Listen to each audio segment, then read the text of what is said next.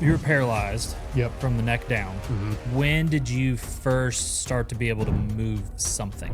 But somehow, some way, I basically fell face first into the boards. I will never say I'm great at video games. I'm average at best. I enjoy it. I played this game called Dota growing up, which is like this strategy game where you're playing with 4 other teammates against 5 other players.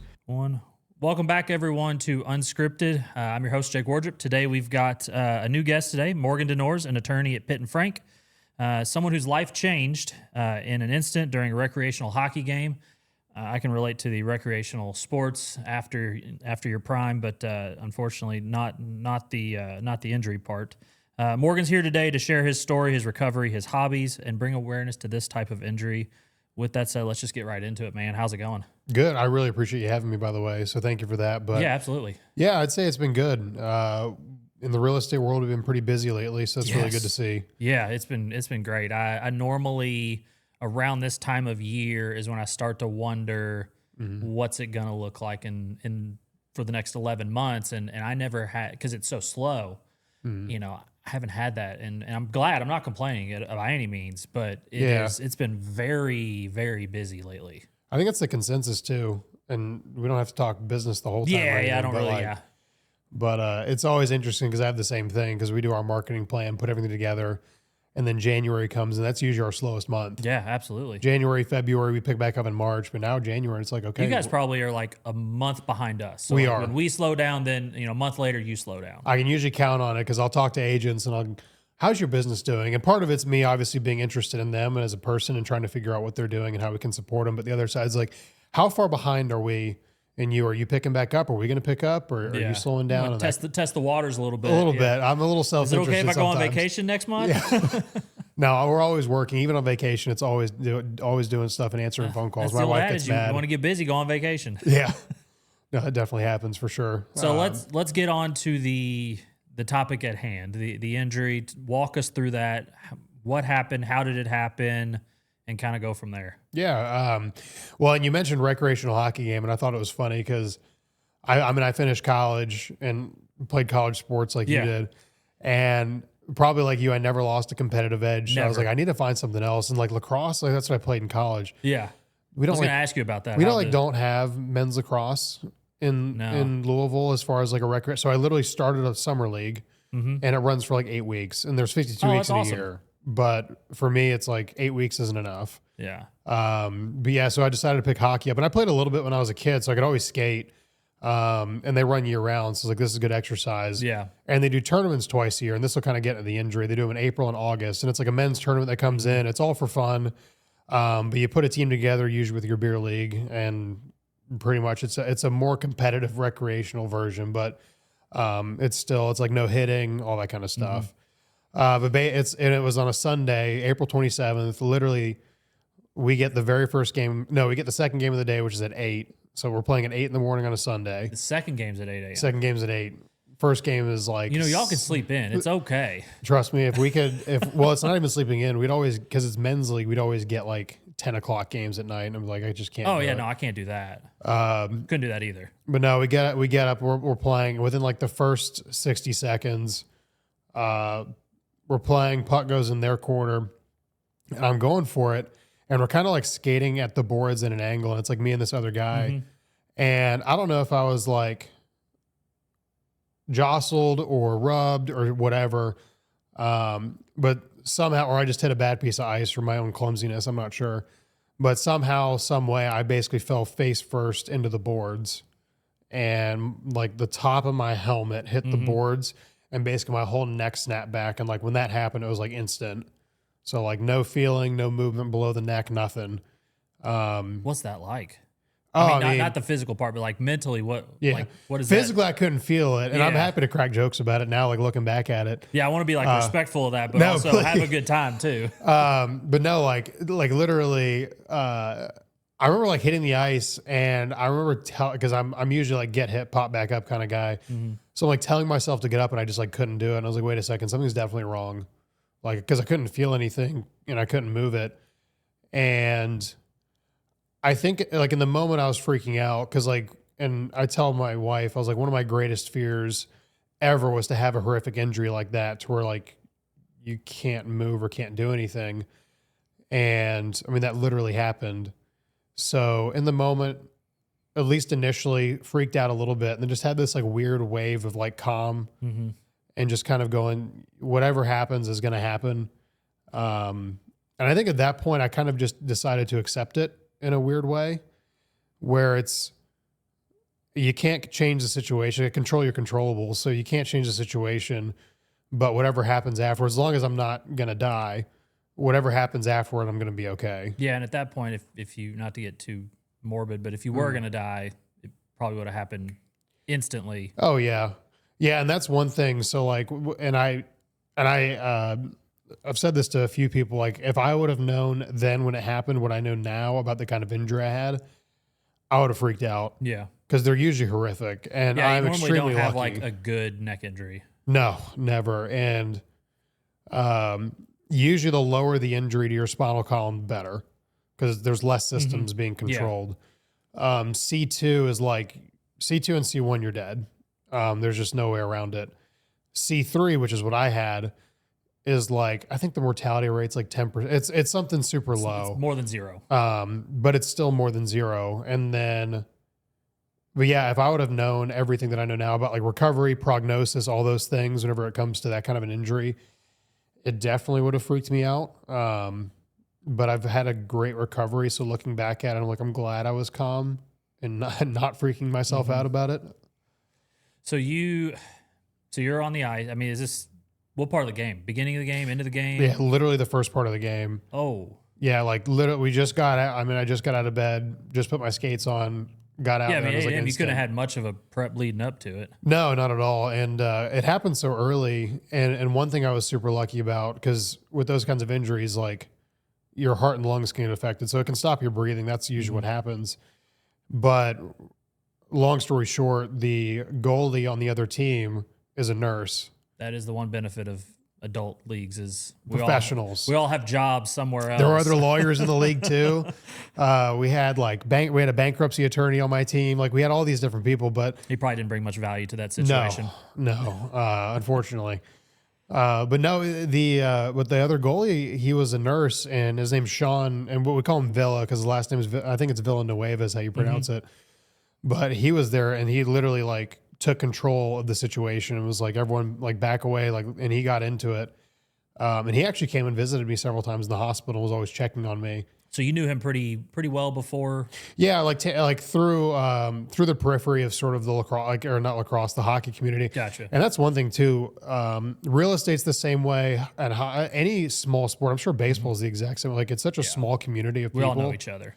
Everyone knows each other, and with hockey, it was weirdly like the best place to have that kind of an injury because you've got all these other people on the ice, and they all care about you.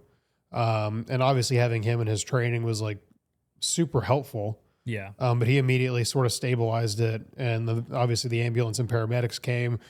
They put me on a stretcher on the ice, but they couldn't pick me up because we're on ice. Oh yeah. Slip and fall. And yeah. They tumbled me. So they literally had to like shuffleboard me across the ice to the door. You just got curled all the way. Yeah, basically curling. So I'm kind of like laying there. I'm like, this is kind of a fun trip. So in my head, I was kind of going wee as I go across. Oh, geez. But and looking back on it, it's funny now. But or at least it's like easy to laugh about certain things. And I've got such a weird sense of humor that if people weren't like when I was in the hospital and going when I went to the ICU, and we can talk about that too. If people like were looking at me differently or they weren't joking with me, I was like, okay, that means there's something like seriously wrong. So once everything was going to be okay, I was like, all right, we can crack about it. Like, oh, you're so clumsy or whatever. But initially it was pretty scary, but they took me from the ice. They took me to U of L hospital, and I get into the ICU, and they triage you. They run a test to figure out how much feeling you've got. And how do they do that? So it's called an ICU Exam, and it stands for something. Okay. It's like America Spinal Cord Institute. It's something like that. Yeah, like acronym of some kind. Yeah. Right. And they basically take a feather and they put it on your face, and then they touch a different part, like your legs, your arms. And they're trying to see if it feels same or different. Like a finger prick or like a pin prick. And they do that bottom too. Of the foot, that type of stuff. Yeah, and there's one other piece that they do that's a little more intimate, but they're basically checking to make sure you're fully connected from top to bottom. So I know you play video games, so your safe pocket. Yep, in the safe pocket, like just like in Arc Raiders. But they check The old prison pocket. They check that piece, and what they're looking for is to make sure because that's if there's nothing, that's the last thing to go. And long story short, I had that, so that was like, okay, he's got that piece. They didn't have much of anything else at that point, but they were like, okay, you have that, and they didn't really tell me what they were doing at the time as far beyond the exam itself. But they're testing. I think too, all from that. just a health standpoint, you got to be able to get rid of waste. Yeah. So like that, we can make jokes about it, but that is like a very important function as a human. Yeah, and that's usually, like I said, the last thing to disconnect if something like that happens, that kind of an injury. So the fact that that was still there, and there were I had like some slight movement, and as it went on, it got better, but I had to have surgery. And the whole reason I got hurt the way I did is my like spinal, if you can think of your vertebrae, kind of going through your spinal cord going through them. My column is narrower than most people's. It's like a hereditary thing, I guess. I'm an idiot when it comes to anatomy. So, well, I was too before all this stuff, and it is. So it's apparently genetic, or there's some hereditary component to it, because my sister has it as well. And she's had some nerve things. So is it good or bad that you had? It's bad, yeah, okay. for sure. Because again, like if I would have had a more open spinal column, it may have just been different as far as the injury goes, or may not have happened at all. Like it may have just been a bad hit to the neck. But they told me that in the surgery that I had, they basically shave off the back of your vertebrae, open everything up, and put some metal in there just to keep it open so it can actually heal. Because my spinal cord got bruised, and most people, when you think of a bruise, it's like if I punch you on the arm, you have a bruise. Yeah. And it heals in a week. Well, I think too, we know sports like bone bruises are brutal. Yeah, they take forever. And that's what with this, the injury recovery timeline's like 18 months. Mm-hmm. So even now, I'm not even a year out. I'm still like working on stuff all the time. Like I'm going to the gym, doing hand exercises, playing video games at home, all this stuff. We definitely got to talk about that in a little bit. For sure. And I actually think that has helped my hands a lot with the dexterity and things. Well, because you're not thinking about it. No, you're not reacting at all. and you're doing it. And it's also, it's probably training you to reconnect those thoughts to motions.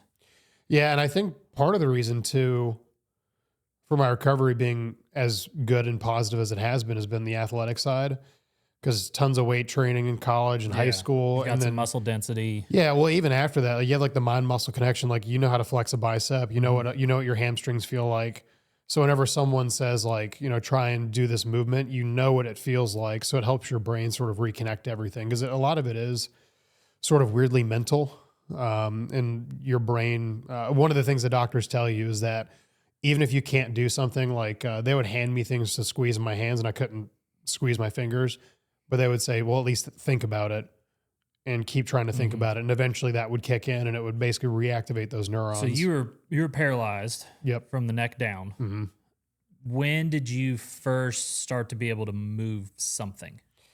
My timelines are a little off because it's... Yeah, we don't need... it was weeks, days, hours. Yeah, within the ICU, it was a few days, maybe like 48 hours, especially after the surgery was the biggest part, was getting that done. Was it a toe, a finger? It was my shoulders. Yeah. So... and it's so weird because when I think of like paralysis, I was always under the assumption that if you had an injury like that, you'd heal from the injury down. Mm-hmm. Like those things would reconnect first. But the way I was hurt and the way anatomy works and the way the spinal cord is built is there's different parts that do different things. So my legs were healing first. So like I walked out of the, within like a month and my hands weren't working still. So it was super strange that my feet were working first before my arms, and my arms were still healing. Like it's still part of it. And my hands are still working on it too. But I always thought it was going to be my upper body first, but it was definitely shoulders was the first thing I could move. Yeah. Well, you're also like probably super competitive like I am, and you need something to compete in. Mm-hmm. you finally move your shoulder and you're probably like, all right, watch this. I'm about to move my hand now. And like Yep. all of a sudden you're a dog with a bone and you saw that little bit of progress and it's all you gotta do is just kick the door open now. Oh, 100%. And it was, that's definitely true because I remember, they would have you go through all this intense physical therapy as you're kind of going through because you're literally staying at the hospital. Oh, yeah. And they've got you 24 hours a day, 7 days a week, and you're doing therapy Monday to Friday. Like it's a job at that point. Oh yeah. I've seen the rehab videos and my wife works in rehab as well. So like, I get a little bit from her, but she doesn't really talk about work much. Yeah. And it's intense. And the therapists are there challenging you to do stuff. Cause I remember, so I had Mike and Kelly were my two therapists. Mike was my occupational guy and Kelly was my PT until she went on vacation to Italy for the last like week or so. And then I had Hannah and Hannah was great too. But I remember with it, and it seems like it's more art than science sometimes. Cause I mean, you've got a guy who was paralyzed. This will be at about, a week and a half from that point. And they go, well, why don't we get you to stand up? And I'm thinking, oh, you're going to have me stand up? Like, so they throw me in a harness. So it's most of the harness doing the work. Yeah. But it also kind of goes back to, they want to like reinvigorate the feeling of standing and the feeling of moving because then your body kind of reattunes to that. But I was thinking, you guys are insane for doing that. I mean, that's crazy to put someone in a harness immediately right after that. But it worked. That's awesome. So after recovery, you said you walked out of the hospital. I guess your hands were still kind of there, but not there. What happens then? Are we head home? We've got a whole outfit at the house. Like what's life like after the hospital? I'm sure you got routine doctor checks and visits and things like that, but now you're officially back on your own. You're officially, you need to take care of yourself. I'm sure you have a fantastic support system, so they're helping as well. But what's life like after you get out? Yeah, it's wildly different. Yeah. Especially like in the early stages of recovery. So get out of the hospital, they take me home. And one of the things that the doctors will tell you is don't be surprised if you regress a little bit because you're not at the hospital. No one's sitting there watching to make sure you're checking your medication for things. So like, make sure that you don't freak out if you regress a little bit. But it's pretty much you go to outpatient therapy. And so for inpatient and outpatient, I went to Fraser. And outpatient is like 3 days a week for 3 hours. And I know that sounds like quite a bit. I think it's doable, yeah. Yeah, going from 5 to... When the end goal is to get back to, somewhat of the life you're used to. Like, that doesn't feel like a lot of time to me. Like, right. I'd spend twice that if I had to, if that's what it took. Well, and I completely agree. And they basically had me come back and work with a PT and work with an OT. So it's doing a lot of the same stuff. It's just obviously not in a hospital setting, which for me, the two biggest changes, because like when I was in the ICU, one of the first things this resident came in and told me was like, you'll never walk again. And thanks for the optimism. Yep. So I really, I appreciate, and again, it's one of those things that like looking back at now, I'm like, oh, haha, it's so funny. He's stupid. Like, jokes on him, look at me now kind of thing. But looking at him like, oh my God, like he has medical training. What's going through your mind at that time then? Oh, at that point, well, first of all, I was pissed. Yeah. Second, I was terrified of that possibility because I'm such an independent person. I generally don't like people doing stuff for me. And I don't mean that you can't ask for help and you can't ask for partnerships. I know what you mean. But generally, like, I like to go take the trash out by myself. I like to wash my own body, like that kind of stuff. And I'm thinking, oh man, I'm never going to have any semblance of a personal life like ever again. And I was also kind of thinking like with my wife, I was like, well, who's going to take care of her and sort of provide? And like when we have kids, like who's going to be dad and throw the kids in the couch and that kind of stuff. Play catch in the yard. Yeah, so I'm thinking about them in the pool. I'm thinking about all those things, and sort of having like a crisis in that moment. But once we kindly asked them to never have him come see me again, my actual doctor came in later, and I had Dr. Naramli the whole time I was there, and she came in. Am I allowed to curse in your podcast? Fantastic. So she came in, and obviously I'm freaking out at this point. Yeah. She came in. And she goes, calm the fuck down. And this is a doctor with a medical license Never coming had a in. doctor say that to me. No, to the horror of my father, she came. Oh, is your dad like very old tr- school Catholic? Very, not Catholic, but very old school. He's an old school Baptist. Southern Baptist. Okay. Yep. So she came in and when she dropped the big old F-bomb in front of Harry. But she came and I was like, wait a second, like you have a clue and you're telling me I can be calm. I'm going to be like, like just having someone that has that licensing and training to come in and say it's going to be okay instead of you're never walking again. But she also didn't promise me anything. Yeah. So You get out of it what you put into it. Well, and she didn't sit there because we didn't really know at the time because every injury is so different. Everyone responds so differently. She was kind of like, we'll wait and see, but it's up to you to make, like you said, the best what you can do with it. It's not a death sentence. Correct. And that was kind of what she alluded to very nicely at that point. With proper bedside manner. Yes. Except for the cussing. Yes. Well, I think that probably... it's fine for you, but like, it was may not like be I was for back on a everybody sports else. field. But she definitely helped me. And then... So going through all that, they put you through all that PT and OT. And then basically after you get home, it's like, figure out how to live. They sent me home with a wheelchair and I was determined not to use it. So that kindly, I sat up, it was folded in the corner. I was like, I'm never going to use this thing. I'm going to walk. Cause I walked out of there. I'm going to walk, forever. Yeah. And that probably me being stubborn, but again, I never used it. Never used Shocking. it. Which really helped. What's the long-term, is there long-term effects of what happened to you? Can you go back? Could you play hockey again? Could you, at the bare minimum, could you skate again? Could you, are there athletic limitations? Or are you going to be able to have a full legit, we're only a year removed-ish. So, are you able to have a potentially full recovery to life prior to the injury? Yeah, that's always the goal. Yeah. And again, it's one of those things, it's so hard to say. It's not out of the cards. It's not off the table, though? It's not off the table. And I'm definitely going to skate at some point. Again, I've already made my mind up on that. Whether I ever play or not, that's up to my wife. That's fair. There's like a Saturday morning league that's fairly like laid back and fun. 50 and over. Yeah, just hanging out, having a good time. I called it the old man's league before, and my wife was like, "You can't do that because there's people that are like my age and like younger and in every age in between." But it's more fun. Everyone's friends. We just basically roll a puck out and play. It's a good time. If someone else on the other team score, it's a good thing. It's not about it's not not the end of the world. Games are like 10-8. They're not like 3-1 bloodbaths. Yeah. There's an adult like 35 and over men's baseball league that I've been toying with the idea of coming out of retirement for. And I was a pitcher. I couldn't break glass now, but I'm pretty sure everybody else. You're not throwing 90? No. I could probably barely break 70 if I had to. I tore my labrum, and I was fortunate enough to play a little bit after college. And I tore my labrum and my rotator cuff in Battle Creek, Michigan. Okay. And I went out on my own terms. I knew that I was probably going to get hurt if I went back out there again. Yeah. But I was like, this is my last season. This will be my last game.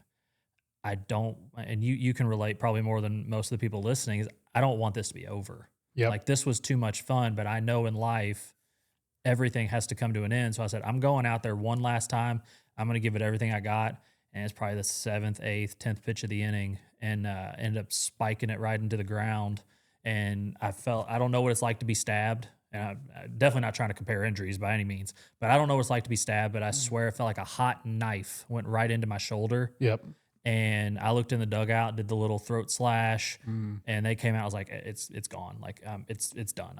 I can't throw. Right. So I never had the surgery, still sitting here, torn labrum, torn rotator cuff, but I went out on my own terms. I did baseball lessons for a while, and I still got a little something. I was really good with movement. I had a lot of movement on my ball. Right. And to the point where like the kids are asking, how do you do that? I'm like, I'm left-handed. It's natural. Yeah, it a little just kinda southpaw. It just kind of happens. I wish I could tell you how to do it, because then I would be, be able to teach you. But like, it's just my arm angle, the way I release it. There's always this little tail, and so I know I still have that, which was always my bread and butter. Is kind of like almost like a sinker style pitch, but. Yeah, I've been toying with it. Had talked to a guy about playing, so it would be fun to get back out and do it. Well, and I think you're talking about like finality in sports, and I think playing my last college game, And there's indoor and outdoor lacrosse. Indoor Yeah. lacrosse is much more like hockey. So it's played on turf and hockey rinks. It's basically Canadians were trying to figure out what to do with their hockey rinks in the summer because no one plays hockey Make in a the little bit of summer. money, yeah. And they're like, well, let's do indoor lacrosse. And it's like the most successful professional lacrosse league is indoor. Guys get paid plenty of money, like they live on it, and that's like it's mostly Canadian players. But and I played like 2 years of that afterwards. But besides that, my last college game, and I played on a team that like for the first 2 years I was there, we were good. The last 2 years we were terrible.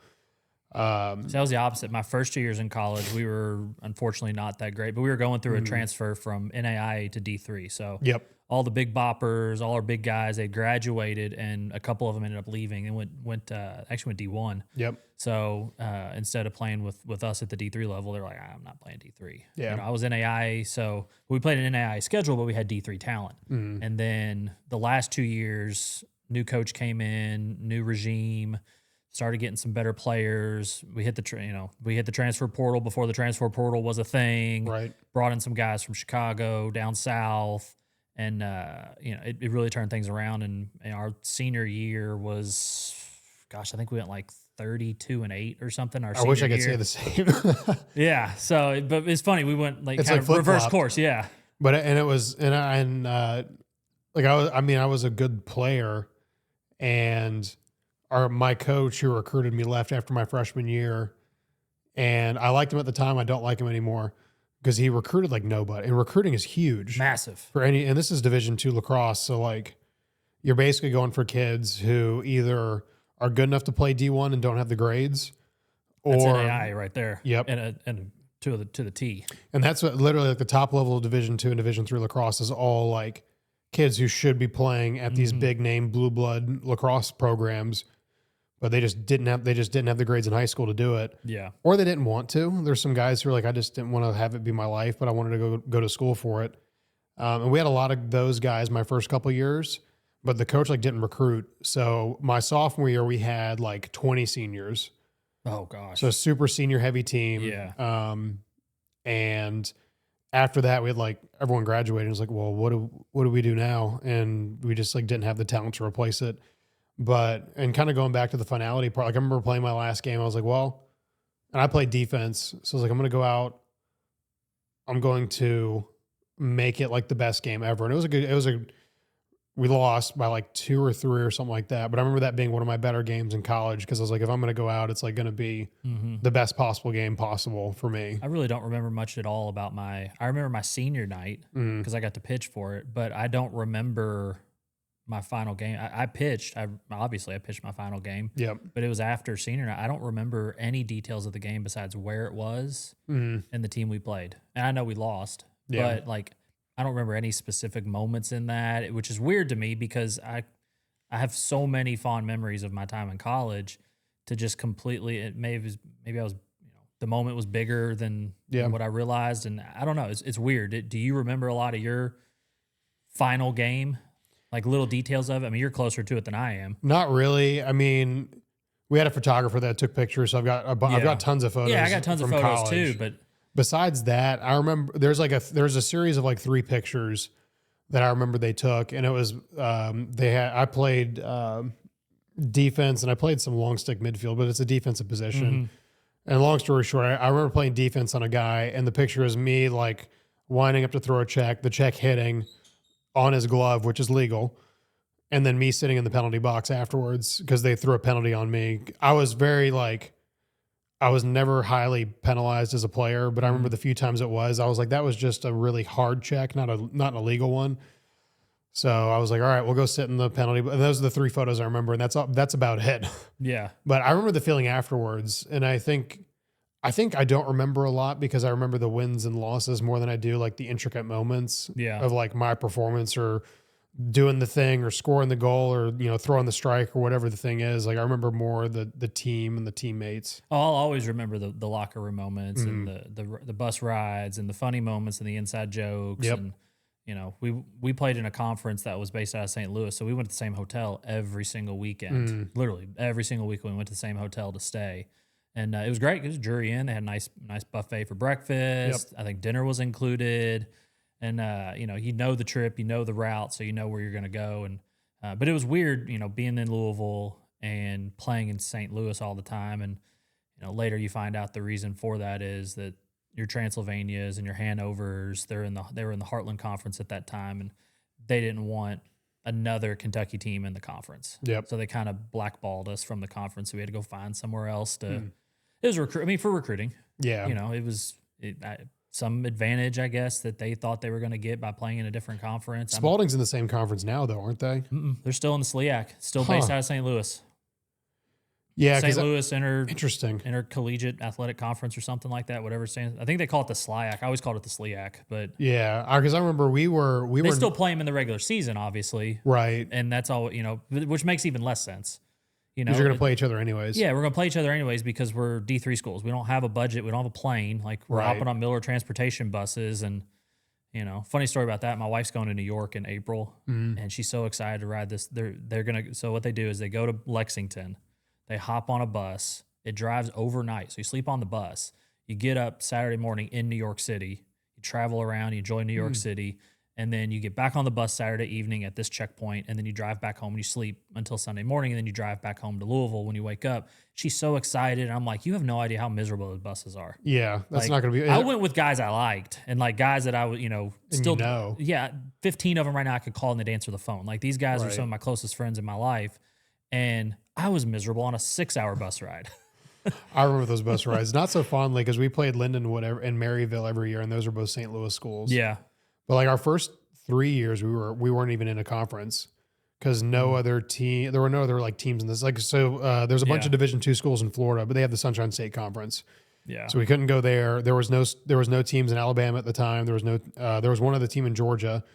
But like there was no other schools close to us to have a smaller conference divisions with. like that with football. Yeah, they have to combine conferences together, like especially on the D3 level. There was nothing else, and eventually we were in the GLVC, which was the Great Lakes Valley Conference or something like that. I think that was what Bellarmine was in. I think Bellarmine was in it as well. But they're D2, yeah. Their lacrosse team is Division I, and always has been. But so we played like all these Missouri schools. And I remember first year of the conference, and my team was terrible. And I made first team, and I was like, yes, that's like my validation of my athletic career as being like first team all conference, the first year the conference has existed, and all this stuff. It matters, man. That stuff matters to former athletes. Still. Oh, yeah.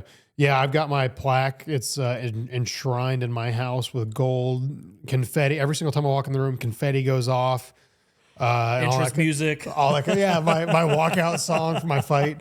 But and like for like athletic aspirations now, like I don't think I've got any. Like playing would be great. The long term like issues that you usually have is it's called muscle tone, but it's not like tone as it like what you usually think about. Yeah. And there's spasms. So tone is basically like just if you try to like move an arm, it doesn't move as fast, and your muscles are literally just tight all the time. Yeah, and so hockey, lacrosse, baseball, it's a fast twitch. It all is. And so like my left arm is fine, my legs are okay. My right arm like still has a lot of issues with tone. And then spasms, which they give you medication to control, but it basically just keeps your muscles from like randomly activating and just fluttering.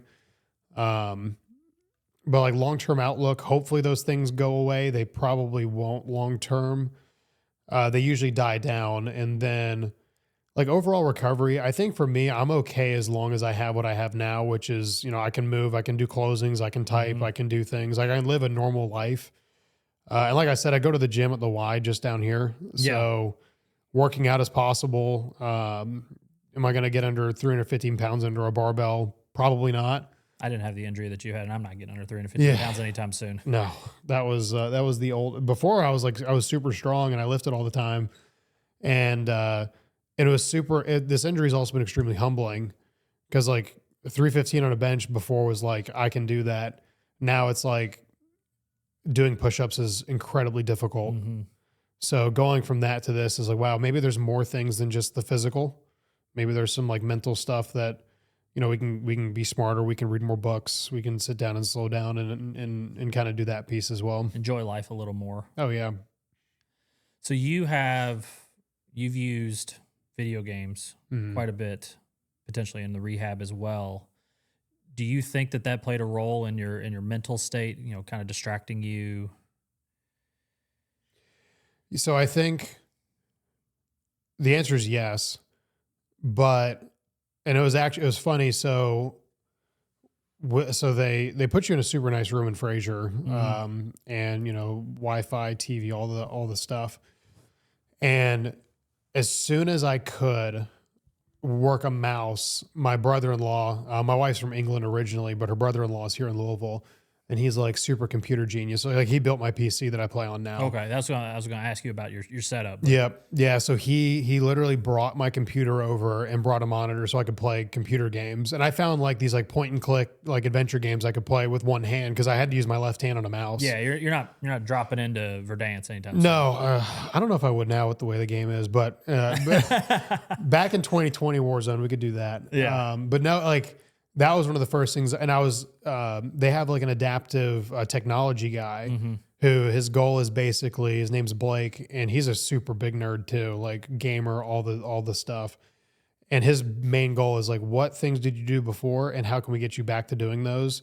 So he was like showing me like different controllers and joysticks and different like mice you can use to just try and like reconnect that passion. And I found out they have, and this is back to when my hands like weren't working pretty much at all. They have like it's called a quad stick, and it's basically a mouth operated controller. Yeah, there's a streamer that does it. Yep. I've seen his videos before. I can't remember his name. I would say it if I could. The man needs credit. I'll think about it, and I'll probably come up with it because I remember. I've seen it. It's literally like, it almost looks like a straw on a stick. Oh, it's Rocky No Hands. That's the name of the guy. And it's funny because he's good. He is good, and he's smoking not just kids. For somebody that No, can't do mouse he and would key beat or me, and controller. he's smoking kids on Call of Duty, and I'm like, again, it's one of those things where if he can do that, I can do that. Yeah, like I'll learn. It's just another thing, and nothing was going to stop me from playing. So I got one and figured it out. And funnily enough, like I learned it, and then 2 weeks later, my hand started to come back, so I don't need it anymore. But I think gaming has always been a mental health release, and it's a competitive thing. Like when I was a kid, I was like playing ranked and competing and trying to play in tournaments and all that kind of stuff. Now, like not so much, but that was definitely the like middle school Morgan's like favorite thing to do. Cause it's so much fun. What games you play growing up? Halo was my biggest one. Yeah. Halo and Gears were Was the that two. early? Was it middle 2000s? Yeah. I mean, I played literally every single game since they've come out. Yeah. So I would say Halo lobbies might be the most toxic Modern Warfare pre-game 2 might compete with that. Call of Duty in the heyday back in the 2000s. When you couldn't talk, when they didn't have prox chat in the game, you had to talk before the game. So you got like a minute and a half to talk as much shit as you wanted. Yep. Or in between lobbies and search and destroy, or between true, rounds. Yeah, you did have the search and destroy. Yeah, you did have that. But I think that came later too. Well, and that's my dad. My dad is 82, but it's so funny because he acts like he's like 20. So he played Doom 1993 when it came out on the DOS. And when the Xbox came out, he was buying an Xbox. And when Halo came out, he was, you know what I mean? So yeah, you ever seen that old guy that streams like Grandpa Gaming? Yeah, Grandpa Gaming. He's out there sniping guys from 900 yards out. He's like, "Gotcha, bitch." And it's funny because that's what my dad used to do. My dad, we'd play Halo. He would never play the Halo multiplayer because it's arena based, so it's so small and fast. But he found Battlefield, and I love the Battlefield games. But he would grab a sniper and sit in the hills, and he would have like 500 points, so no score, but he'd have like 20 kills, and he wouldn't die. And I'd be like, "What are you doing?" He's like, "I'm treating it like I've got one life." Yeah. Like that's a different way to look at it because I'm literally running in, killing 3 or 4 guys. Oh yeah. When I play Call of Duty, I'm Leroy Jenkins. I'm dying going constantly. Yeah. And he's like, "How is that fun? You're just respawning half the game." I'm like, "Because I took 3 other guys out with me and blew up the tank and did all the fun things while I'm going out. Like I'm going to go out like Rambo." Yeah, went out a blaze of glory. 100%. But I definitely think him getting me into it so young it was very formative. So like sports and gaming has always been my 2 things. Yeah. And for like a mental aspect, it definitely helped a ton with a lot of the struggles. And even now, I think it's helped my hand dexterity too, because I play on a mouse and keyboard. So I'm not even sure if I could do a controller. My thumb is still screwed up, and I was playing through the Dark Souls games, and I beat the first one, and now I want to go back and play the rest. They're incredibly difficult, but now I'm like, I don't know if I could do that with my thumb. See, I've always been controller. I was an Xbox back in the early 2000s, and I moved to PlayStation, and that's what I play on today. Like I literally played it. I've literally played Arc Raiders last night for like 3 hours. Yeah.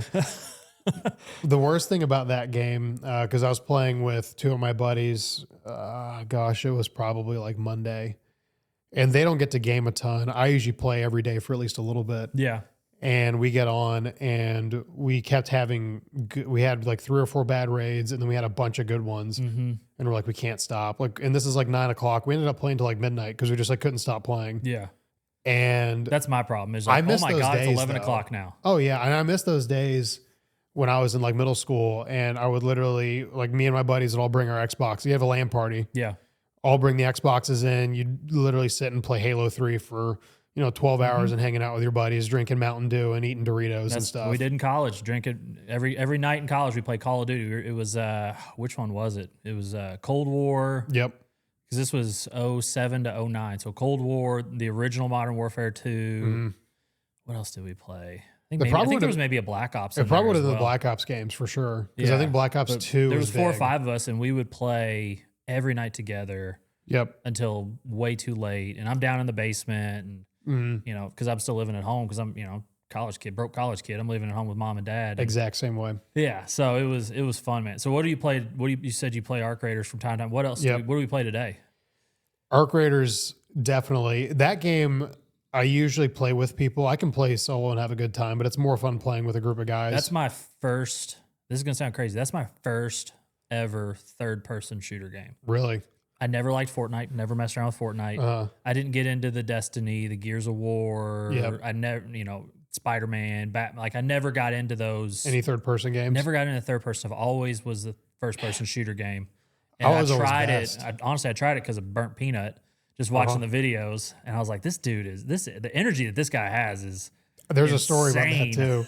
Well, so because like Gears was the game I played tournaments in. Yeah, like that was the game I was super competitive. Gears 2 and 3 especially, and that game still I still love the Gears games. They're super fun. I love how fast they are, and they're like super highly. I enjoy games that have a high skill ceiling that you can like really dive into and get good at if you want to try to. Now I don't care to be that good. I just enjoy playing. But like back then I was like, how do these weapons work? Where are the best spots on the map to go? And I was like studying it, trying to figure out how to play better. I swear if like YouTube and Twitch were a thing back then, and if I was like 20 back in those days, like that would have been me, like doing all that stuff and playing professionally or whatever. But anyways, now Arc Raiders definitely, and Helldivers is the other one. That's my like fun game that I dabbled with Helldivers for a little bit too. I just turn my brain off and have fun. My problem with Helldivers was, so I take that back. Arc Raiders was the first third-person shooter game I actually enjoyed. I tried Helldivers, and I didn't like it, but the reason why I didn't like it was my skill of the player was so much lower than the skill of the 3 guys that I was playing with, my 3 buddies that I grew up with, that I couldn't keep up with them because they're fighting the guys and the whatever, the aliens that are way stronger, or the bugs technically, because Helldivers they're way stronger than what I can compete with. Yep. So I just keep dying. I'm like, this isn't fun, and like I'm not going to ask my guys to dumb down their skill level for me. Like they played a lot more than I did, so they had way more stuff. Yeah, that game and that's a game for me that I enjoy, like looking at the different like weapons and stuff you can bring in and how they work against different enemies and things like that. So that game is more for fun for me. I don't, if I die, who cares? But now I've played it so much that I'll actually go down to lower skill levels and like play with people who have just bought it. And I won't like handhold or do things for them, but I literally just follow them around the map and do whatever they're going to do. I'll do it with them. Yeah. Which is actually really fun because I've met a couple people on there that I play with now who are now playing on the harder difficulties. I'm like, all right, now you get it. Now we can really get into the meat of the game. And it's funny, Burnt Peanut, Tyler Jenkins, the North Point lender. I know Tyler's. We played the other night, and he like doesn't play that much, like doesn't game very often. And I was like, why did you buy Arc Raiders? It's such a strange purchase. And he goes, I saw burnt peanut clips. And he's talking about Goop. I got to get Goop, man. He's having fun now with it. And he's super competitive too. So we're like really getting into it and having a good time. Yeah. But I've heard so many people talk about that streamer in particular as reasons that they get into it. Yeah. I mean, he's blown up just over the last 2 years. Yeah. Cause he started playing Escape from Tarkov. Yeah. That's a game I could never get into. I've tried my just younger, looking at it from the surface level, it doesn't even look like something I'd be interested in. It's so hard. And my younger brother-in-law plays it and loves it. And there's a couple other like extraction games that we'll play. I can't do Escape from Tarkov. It's so my brain just doesn't function with like how intricate the details are on the guns and trying to figure out what goes with what and what's important. I've just got no clue. But with Arc Raiders, it's simple. Yeah. So this is what I want. This is what I need. Oh, I've really enjoyed it. So that's been my game that I'll get on with the buddies and play. Helldivers is the thing I'll play by myself. And then, I play pretty much anything else that involves guns and shooting stuff. I'm happy to jump in and join in on for the most part. We'll need to get you in. We'll need to play together on Arc Raiders because I was Call of Duty forever. That was all I played. It was the only game I owned. Yeah. Then they brought back college football, so I got that. I still haven't played that. The first one's great. Okay. Don't worry about the second one. Okay. It's the same one, but like slightly faster. So it's like Madden every year. Different rosters. Like there's not really a ton of like new stuff. Yeah, you're just getting an updated roster. That's kind of like I played the NHL games a ton, and after like NHL 14, it's been the same game every year, and they try to add like new things to it, but it just doesn't change anything for me. I will never say I'm great at video games. I'm average at best. I enjoy it. To me, it is therapy, essentially. Like, I look at it as two different things. And I explain this to my wife as well, because she's like, why do you play those games all the time with your buddies? I'm like, here's the options. I can go to a bar, order an appetizer, order some wings, grab a couple beers, watch a game, spend $40-$45 when it's all said and done, come home, and feel like crap the next day because I, drank 3 or 4 beers. Or I can go downstairs completely free. Don't spend a dime. And that's the great thing about Arc Raiders too, is you don't have to spend any money. Call of Duty, there's skins and bundles and all this crap you got to spend money on. But like, I don't have to spend a dime. I can go down there, spend 3 hours, talk to them about everything and anything under the sun. And I have the greatest time ever. I come back upstairs, go to bed. Like it is so simple. Like that is my bar with the buddies enjoyment. Like that is how we talk about everything and anything you can imagine. But I'm not great. I'm never going to be great, but I'm still super competitive, and I like to talk a lot of shit. Well, do your buddies live here? Like, yeah, they're here. Okay. Hell, they live 5 minutes from my house. Well, no. The reason I ask is because I'm originally from Louisville, and I've got friends now that I'm back that I've been friends with for 20 years.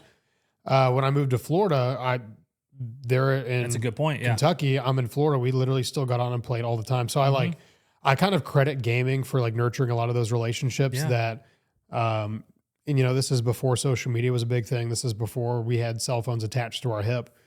And I'm thinking, okay, how do you connect with people? You just play games with them. Yeah. And I think that helped with those relationships a ton. Just keeping in touch with people is a big thing. Like, again, I'll play with my younger brother-in-law who's in England. Mm-hmm. How else am I going to get a 16-year-old kid to talk to me?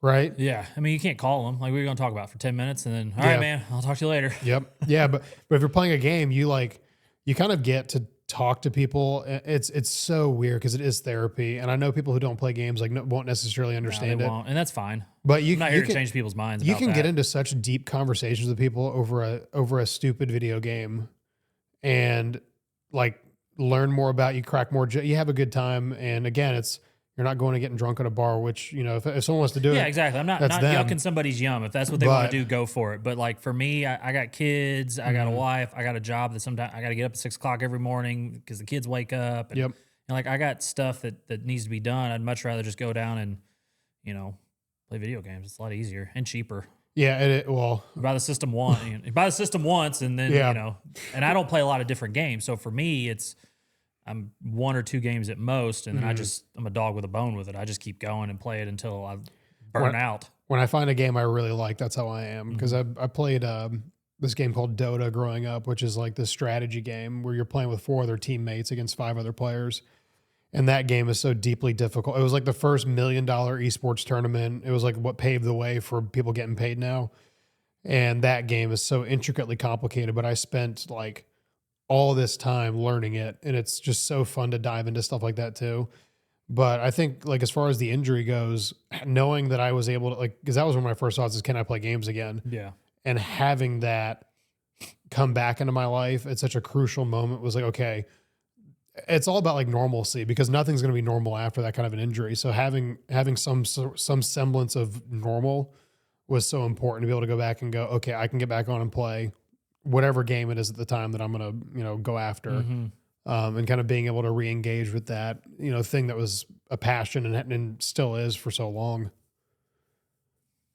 Is there a game maybe from your past that you're just like, man, that game was awesome. I wish I could go back and play that. Like if I could wipe my brain and replay it. Yeah, just start over and relearn how to play it. Like, if I could pick I would think would be like stereotypical answers like the Halo games. Yeah.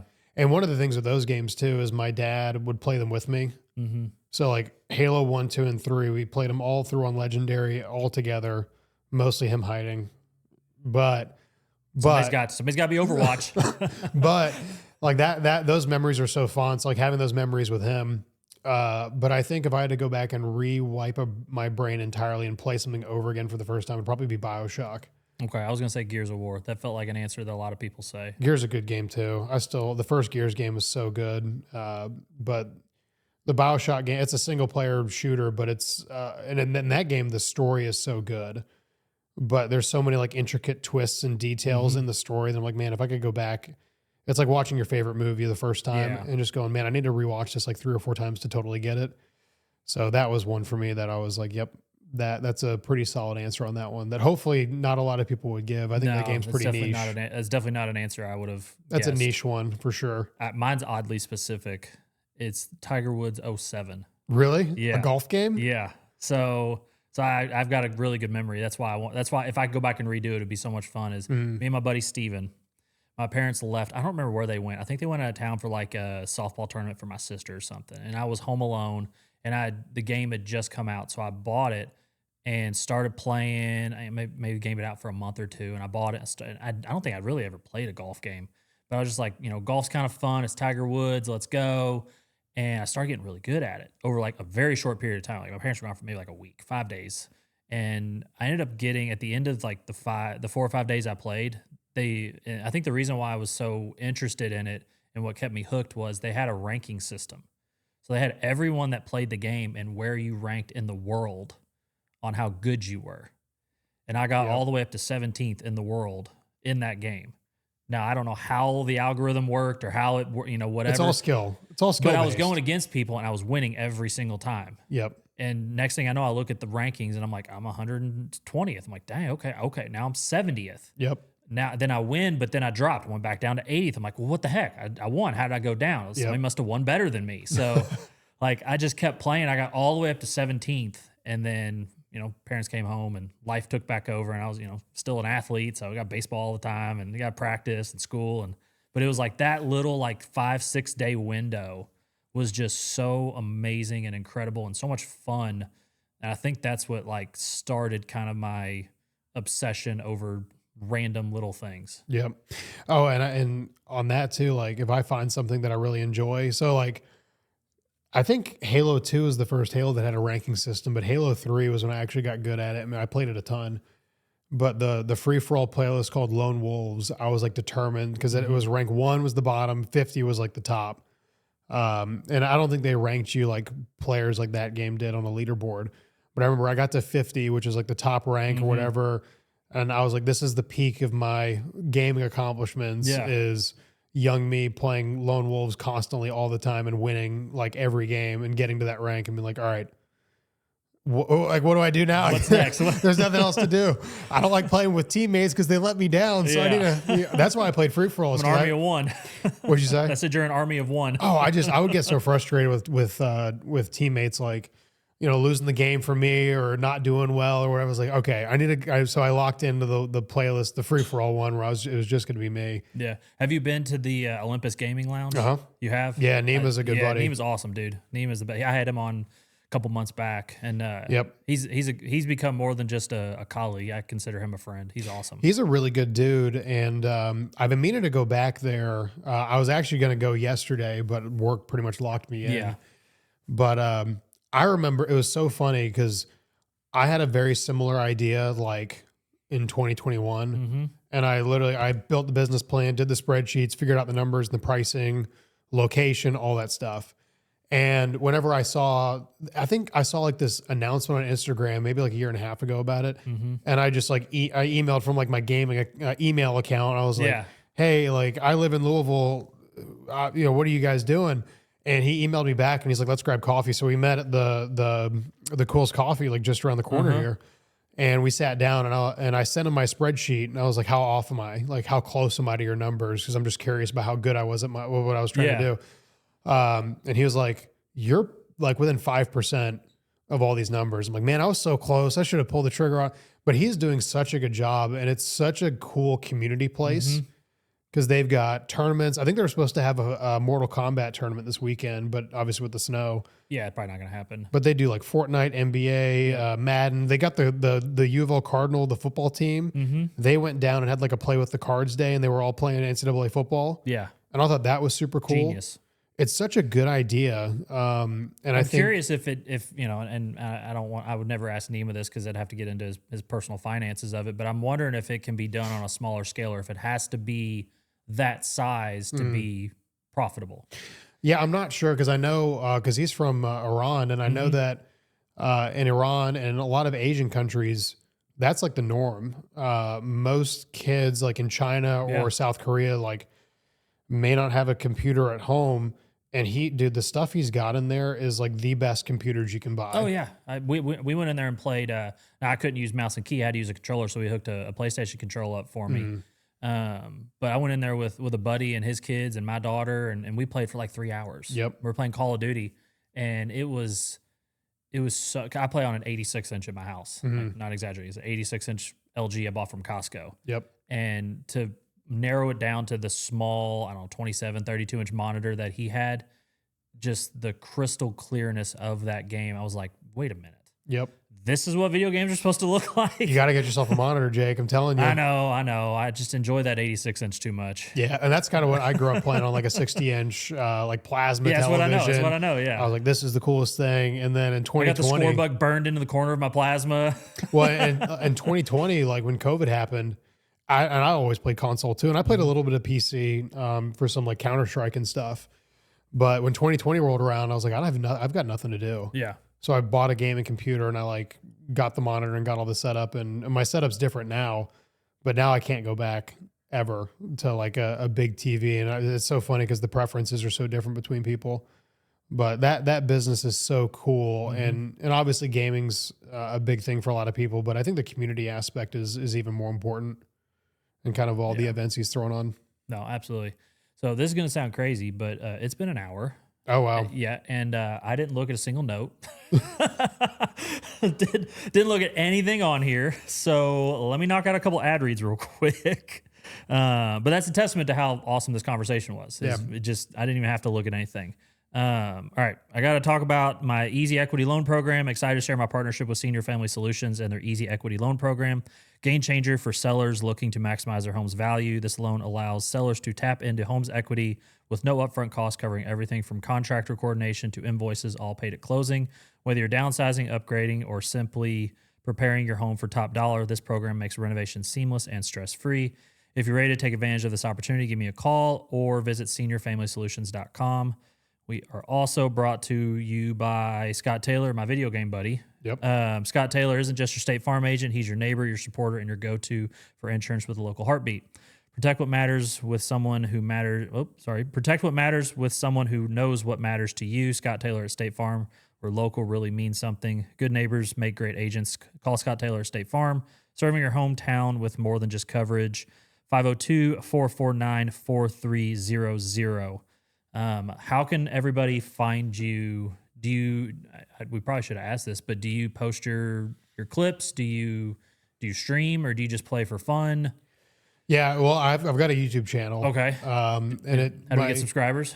I'm at 20,000 now. That's a couple. So if people want to subscribe, how do they? So it's funny because it's my name, but it's like an amalgamation of it. So it's Moden, Moden. I'm trying to get to 50 by the end of the year. We're going to see if that happens. It's a pretty lofty goal. 50,000? Yeah, it's my goal.